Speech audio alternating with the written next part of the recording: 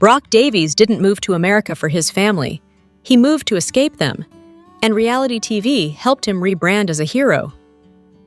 Brock Davies loves to tell anyone within earshot that he moved to America to give his family a better life. It's a statement drenched in irony, considering the family he abandoned was the one in need of that better life. Hailing from Australia, a country with stable jobs, healthcare, and, notably, his own children, Brock didn't exactly flee hardship. He fled accountability. There was no job waiting, no clear plan, no legitimate path toward this mythical, better life. What he did have was a plane ticket, a delusional NFL fantasy, and a knack for finding women willing to clean up after his chaos. His backstory reads less like a redemption arc and more like a creative writing exercise. The alleged motive?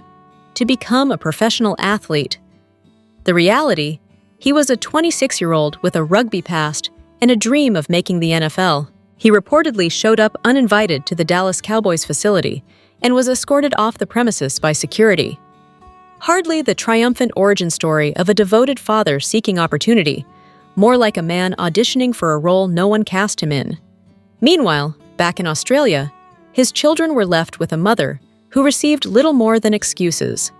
Brock's defense was that the government paid her child support, as though that absolved him of any obligation. In truth, the Australian government offers a modest single-parent allowance, not a Brock exemption from responsibility. He dodged financial accountability by refusing to work or report income, effectively cheating his ex out of what she was owed. Fast forward to his relationship with Scheana, who appears to have taken his sob story as gospel. Scheana, ever the overzealous romantic, seems to have mistaken his manipulative charm for ambition. She paid his back child support, funded his side projects, and continued to market him as a reformed family man, even as cracks in the illusion grew impossible to ignore.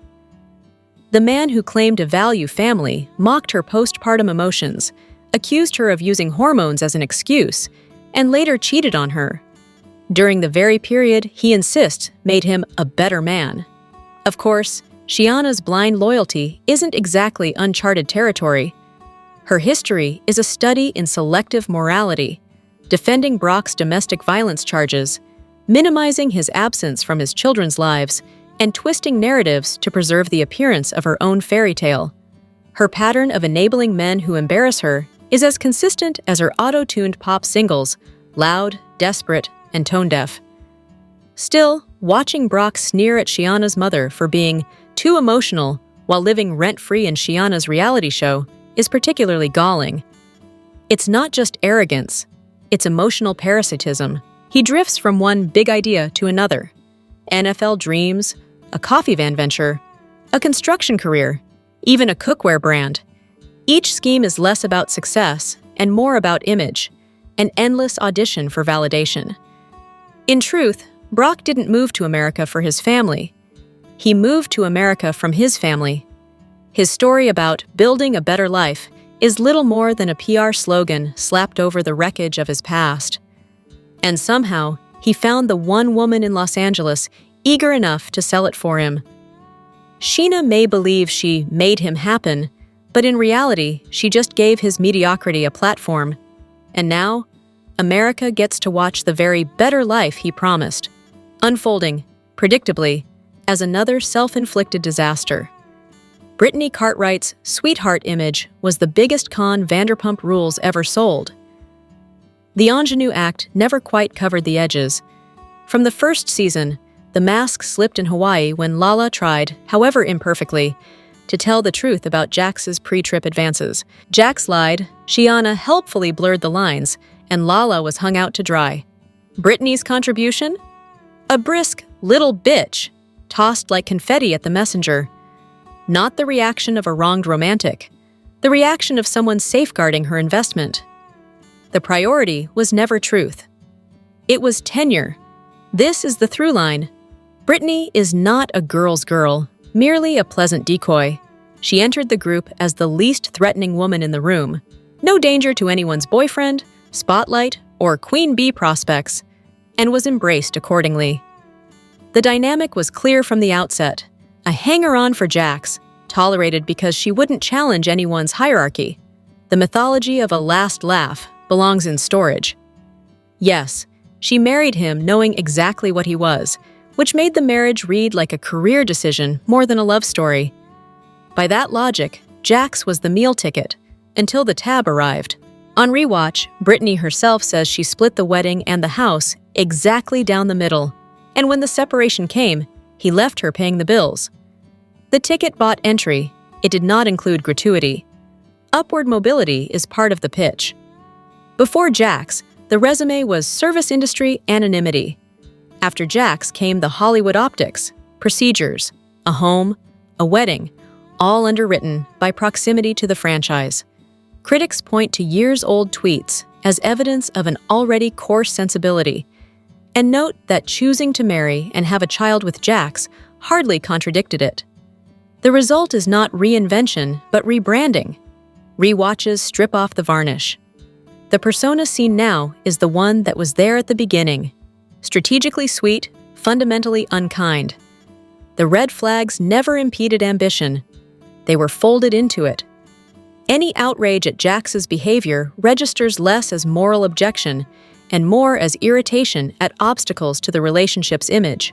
During the faith scandal, the anger targeted the blemish, not the betrayal, and the attendant validation didn't hurt. Leaving was never on the table. Optics were.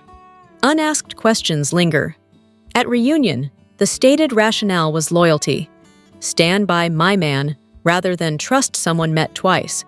The obvious follow-up, what about the receipts that he was pursuing Lala while she was driving cross-country to him, and the lies about their status, never arrived.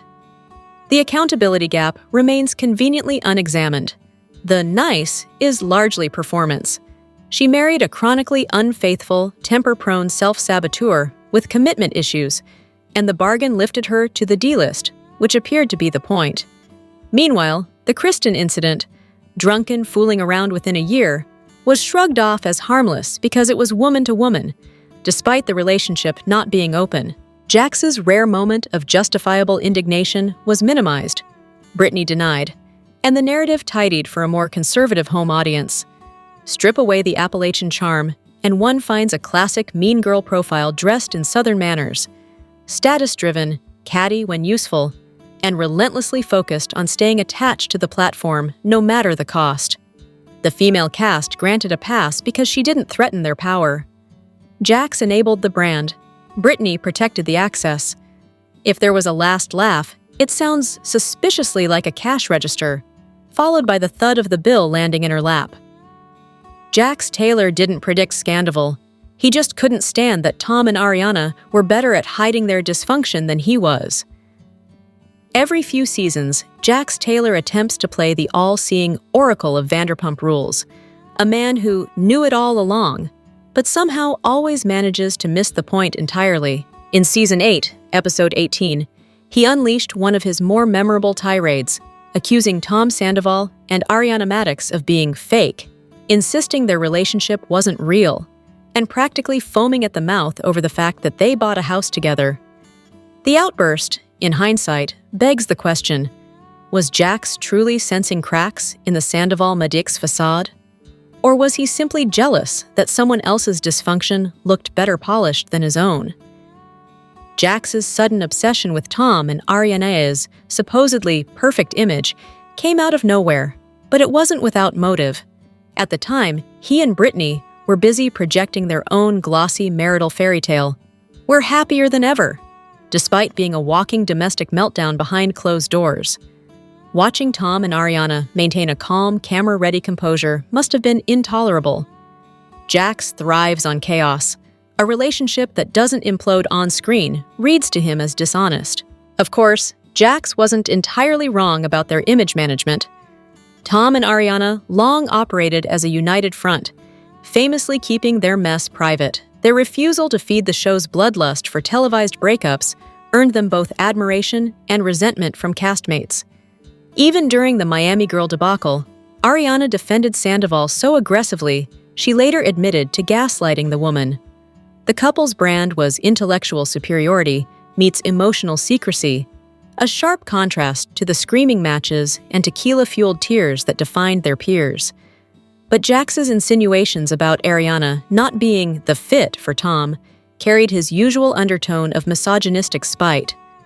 For years, he pushed the narrative that Ariana was cold, sexless, or secretly disinterested in men, a line of attack rooted in nothing more than discomfort, with her refusing to play the doe-eyed Bravo girlfriend archetype. His comments were never about Sandoval's cheating. They were about punishing Ariana for not performing vulnerability in a way that benefited him. As for the idea that Jax knew about Sandoval early, hardly. The affair with Rachel didn't even begin until after his exit from the show. What Jax did recognize was a relationship under strain, one that had grown more roommate than romantic. Every cast member commented on that dynamic at some point. But clairvoyance this was not. It was projection. Jax wasn't detecting infidelity. He was smelling his own unhappiness reflected back at him. In the end, Jax's calling it out was less prophecy and more petty performance. He wasn't exposing a scandal. He was auditioning for moral authority he'd never earn. His frustration wasn't that Tom and Ariana were secretly broken. It was that they were disciplined enough to hide it better than he ever could. This wasn't a glow-up, it was a breakdown in designer heels. By the time Vanderpump Rules reached its 10th season, Raquel Leviss wasn't merely unraveling. She was performing the unraveling with all the misplaced confidence of a pageant queen delivering her farewell speech at the wrong event. Her behavior, particularly in the back half of the season before Sandoval broke, was less villain arc and more public meltdown disguised as empowerment. The glamping trip alone should have been a career-ending spectacle. Casually telling Lisa Vanderpump she'd spent the night on Tom's couch while Ariana was out of town was the kind of brazen, tone-deaf move only someone living in full delusion could make. But it's her confrontation with Katie Maloney that truly cements her descent into absurdity. Marching up to Katie, unprovoked, to scold her for texting Schwartz, while proclaiming Schwartz as one of her new friends, wasn't bold. It was bizarre. Following that up by being rude to Katie's mother, a universally adored bystander, was the social equivalent of setting yourself on fire just to prove you're warm. Raquel's antics weren't merely immoral, they were off-kilter. Her erratic energy wasn't that of a calculating seductress, it was the unhinged flailing of someone who mistook attention for affection. There's an argument to be made that Raquel's bizarre behavior extended beyond the affair, that it was the symptom of something much deeper. A woman who had never known stable identity or genuine friendship suddenly thrust into the spotlight of adult social dynamics she didn't understand. In her mind, the Vanderpump cast still operated like the early seasons, where Kristen could sleep with Jax and still get brunch the next week, and where cheating was just another plot twist, not a moral crisis. What she failed to grasp was that these weren't the early 20s bartenders of SUR anymore. These were 30-somethings with mortgages, joint businesses, and pets that counted as shared custody. Her attempt to emulate the cool girl chaos of vintage VPR read as pitifully out of sync. When she dismissed Katie's mother's heartbreak as blowing it out of proportion, she wasn't being malicious. She was being disassociated. She viewed the people around her not as humans, but as characters in the show she had once watched, desperate to join. Her behavior reflected someone in an identity freefall. After aging out of pageantry, a world where every glance and gesture is pre-rehearsed, Raquel seemed lost without a crown to hide behind. The validation vacuum was quickly filled by toxic men eager to exploit her compliance. They told her she was fun, and she performed accordingly, drinking more, dressing for approval, and saying yes to anything that might earn her a pat on the head. Sandoval, ever the narcissist, likely fueled her delusion by framing their affair as edgy rather than grotesque. By then, Raquel was spiraling, equal parts manic, desperate, and disturbingly obedient. Her glow-up was less a transformation than a psychotic episode with good lighting. She strutted through the season, convinced she'd evolved into a cunning vixen, when, in reality, she'd simply become a pawn in the most humiliating subplot Bravo has ever filmed. The aftermath is almost Shakespearean in its futility. She destroyed friendships, torched reputations, imploded businesses, and gained nothing. not even the man she upended her world for. It wasn't rebellion, it was regression. Raquel didn't step into her power. She stumbled back into the emotional age of a child crying, "Look at me, I exist!" at a party full of adults who had stopped clapping years ago. Her fall wasn't just scandalous, it was tragic, because beneath the wreckage, you can see the outline of someone who wanted desperately to belong, but only ever knew how to perform it. Scheana didn't just fail Shea, she turned his addiction into her accessory. Season 4 offers a tidy case study in performative partnership, the 1-year anniversary celebration, a guided tour of every cocktail on the menu, arrives on the heels of a tearful crusade about Shea's drinking. Because nothing says concern for a partner's sobriety like orchestrating a bar crawl. The through line is hard to miss. The marriage reads less like a relationship than a storyline, a shiny status upgrade designed to tower over the rest of the cast as the lone, camera-ready married couple.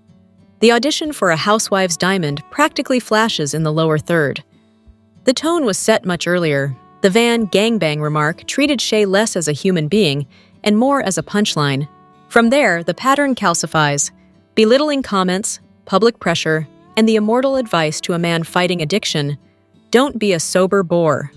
Translation: recovery is fine in theory, unless it inconveniences the brand. On screen, he retreats into his shell while she orbits planet Self, narrating her needs at a volume that drowns out his sentences. Finances become the convenient cudgel. The headline number, $7,000, drained, is dramatic and, if accurate, significant, especially on their salaries. But credibility fractures under scrutiny. By her own account, both partners maxed out credit cards to pay for the wedding. Add in Shea's accident settlement, the one that coincides with the origin story of his opioid dependence, and the arithmetic starts to look selective. The spending benefited the household until it didn't, at which point the ledger became a moral indictment.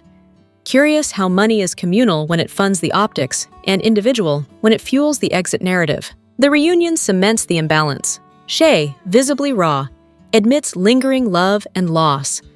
She counters by gleefully parading a new romance across the stage lights. It's not simply indelicate, it's illustrative.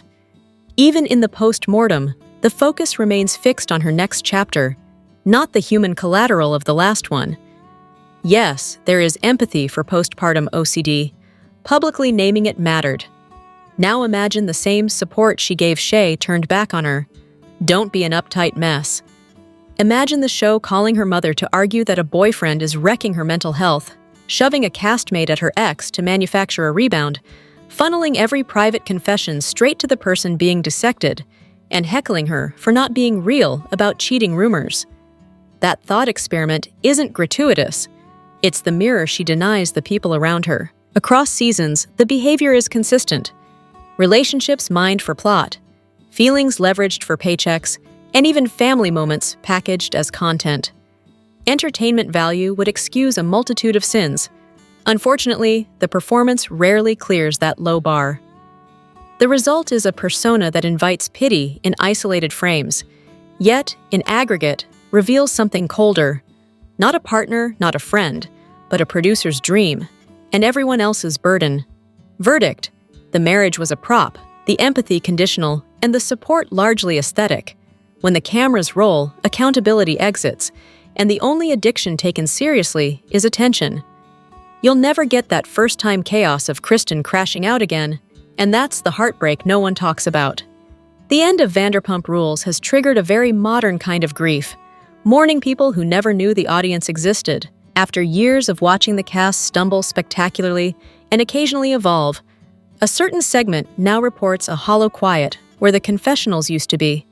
The finale, complete with first interview flashbacks and a tidy montage of chaos, functioned as both curtain call and controlled relapse, ensuring the last image is the one fans can't stop chasing. What follows is the usual coping cycle. Rewatches become a lifestyle accessory, ambient TV that hums through home office days, because the show is one of the few that rewards half attention and full obsession simultaneously. Partners roll their eyes, diagnose the habit as borderline clinical, and then continue to live with the patient who's streaming season 3 as white noise. The assessment isn't entirely unfair. There's a clinical term for this attachment: parasocial relationship. The audience doesn't know these people, it knows a curated cut of them. That distinction matters, though it rarely helps at 1 a.m.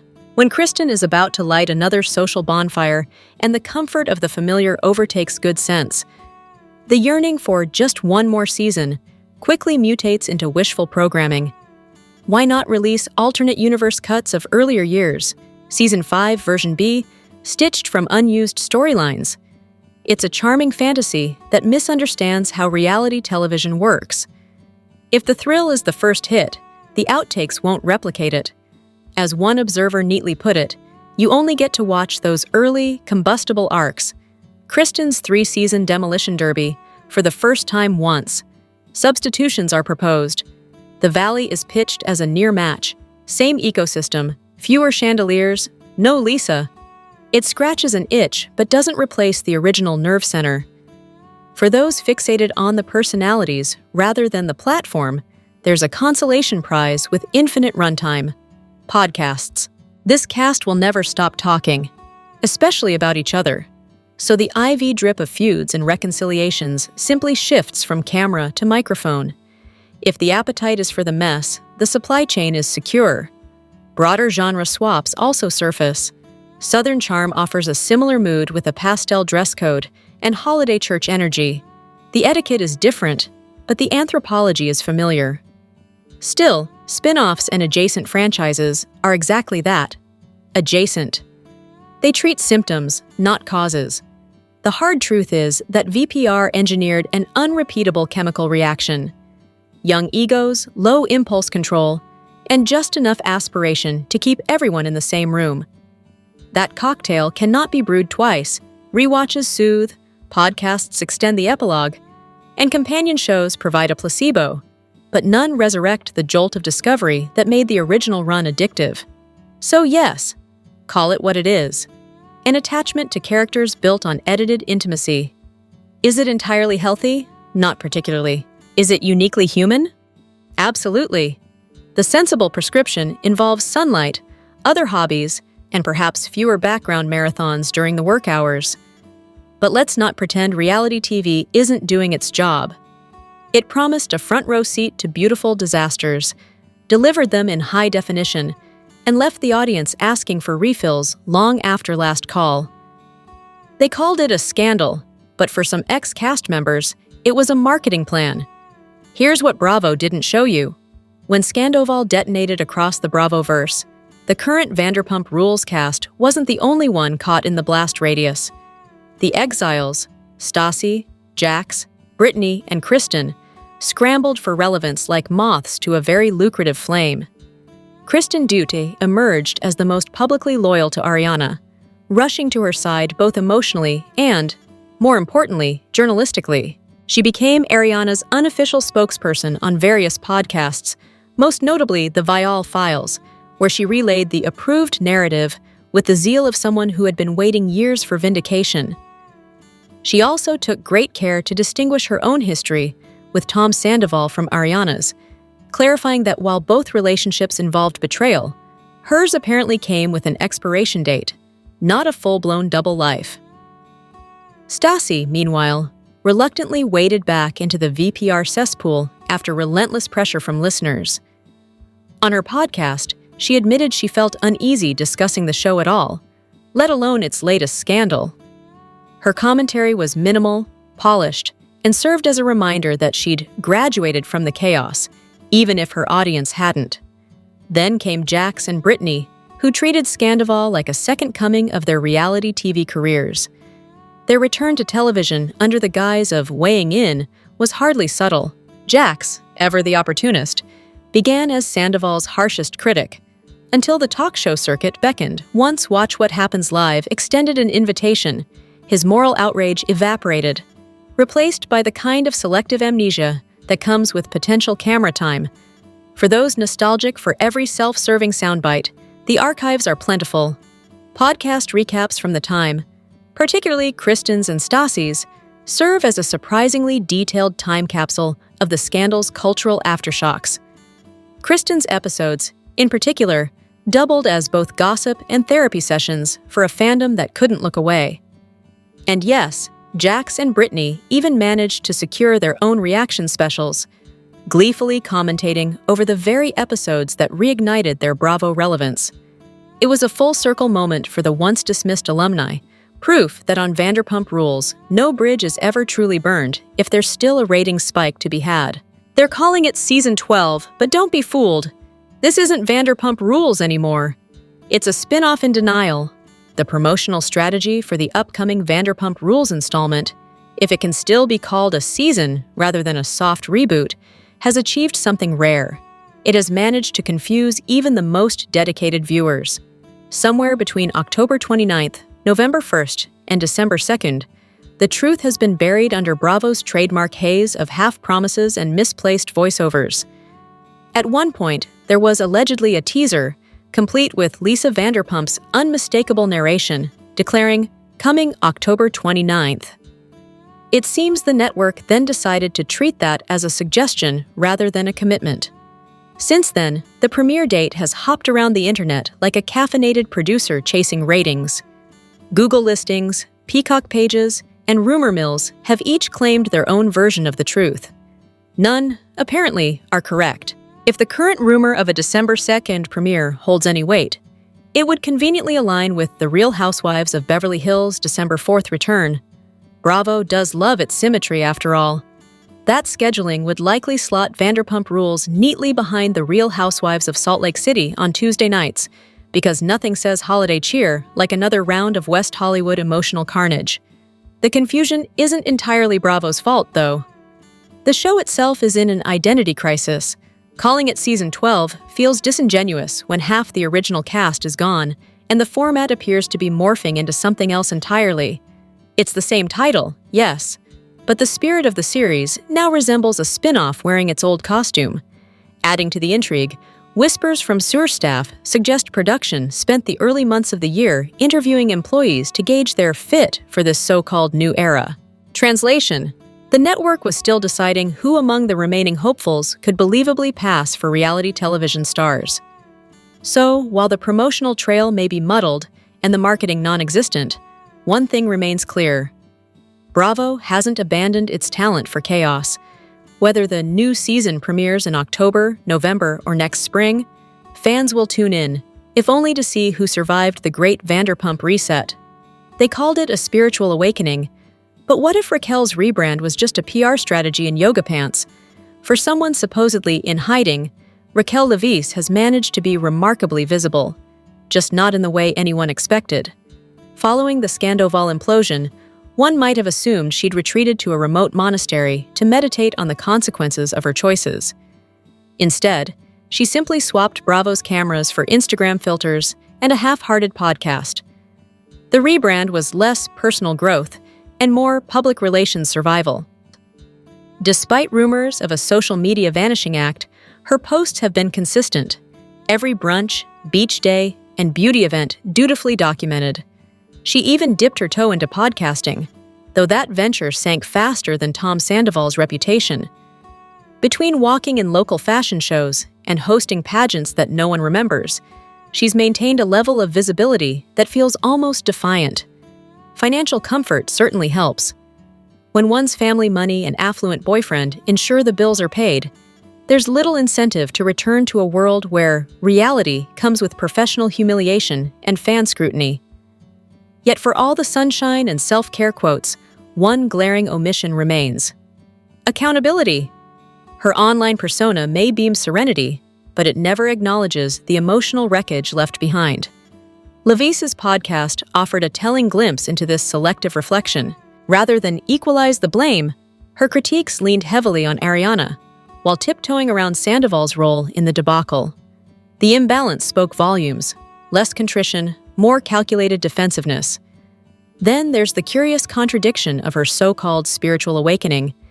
The healing journey aesthetic fits neatly into the redemption arc template, until her occasional Instagram stories betray another side entirely, one that's far less enlightened and far more aligned with a certain political crowd. The contrast suggests not transformation, but performance. In the end, Raquel's public evolution feels less like growth and more like costume change. The outfits are new, the captions are soulful, but the act remains the same. For a woman so desperate to escape the chaos of Vanderpump Rules, she still seems oddly committed to playing her role, just now under a softer light and a new name. Scheana didn't tell the full story about Sandoval's COVID loan, and the truth makes her Season 11 loyalty look a lot less noble. When Scheana Shay explained her loyalty to Tom Sandoval by recalling that he once gave her money during the pandemic, it sounded, at first, like a touching story of friendship. But, as with most things in Vanderpump Rules, sincerity often arrives with a side of spin. Scheana's claim that she was struggling financially during COVID raised more eyebrows than sympathy.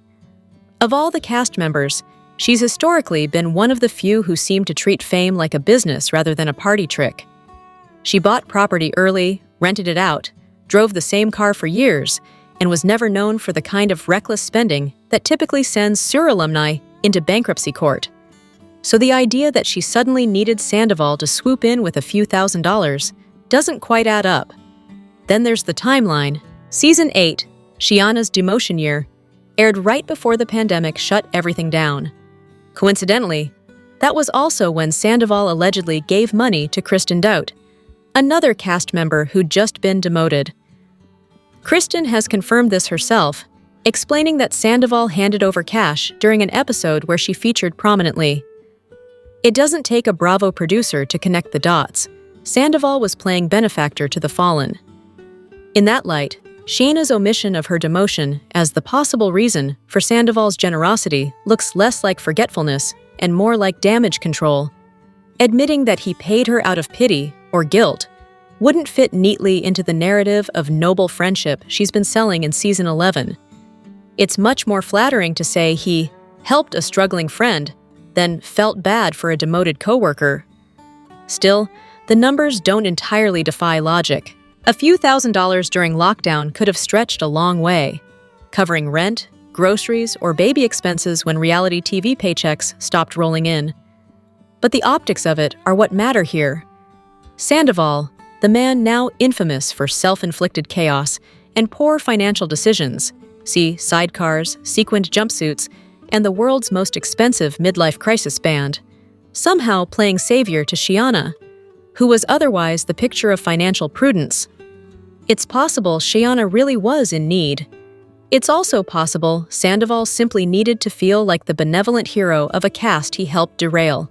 Either way, the exchange sits uncomfortably in hindsight, an act that says as much about Scheana's strategic loyalty as it does about Sandoval's desperate need for moral redemption.